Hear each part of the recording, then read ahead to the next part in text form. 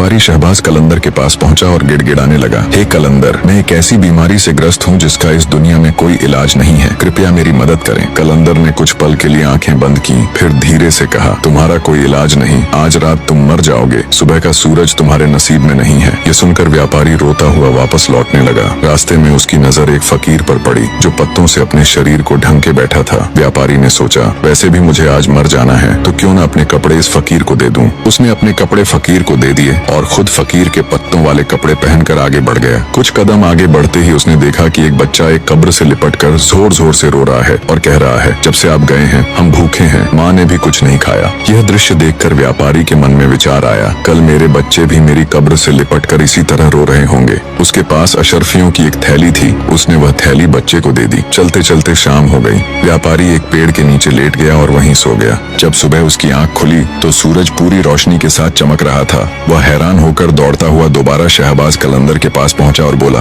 आपने कहा था कि मैं सुबह का सूरज नहीं देखूंगा, लेकिन मैं तो जिंदा हूँ। कलंदर मुस्कुराए और बोले, तुम दुनिया की मोहब्बत में खोए हुए थे और अपनी दौलत गलत रास्तों पर खर्च करते थे, इसीलिए तुम पर मुसीबत आई। लेकिन जब तुमने एक फकीर को कपड़े दिए, अल्लाह ने तुम्हें शिफा दी, और जब तुमने एक यतीम की मदद की, अल्लाह ने तुम्हारे बच्चों को यतीम होने से बचा लिया।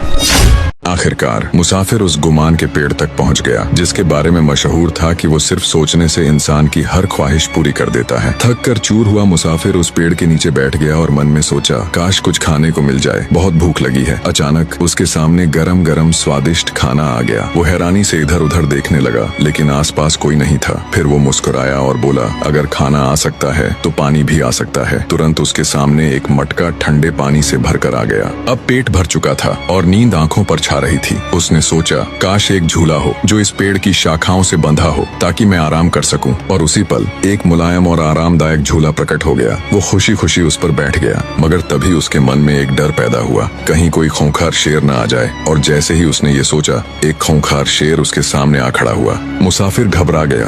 उसने डरते हुए मन में सोचा, कहीं ये शेर मुझे खा न जाए। शेर आगे बढ़ा और अगले ही पल मुसाफिर को निगल गया। तुम्हारे विचार ही तुम्हारी तकदीर बनाते हैं। अच्छा सोचोगे तो अच्छा होगा, बुरा सोचोगे तो बुरा ही मिलेगा। हमेशा वही सोचो जो तुम पाना चाहते हो, ना कि वो जिससे तुम डरते हो।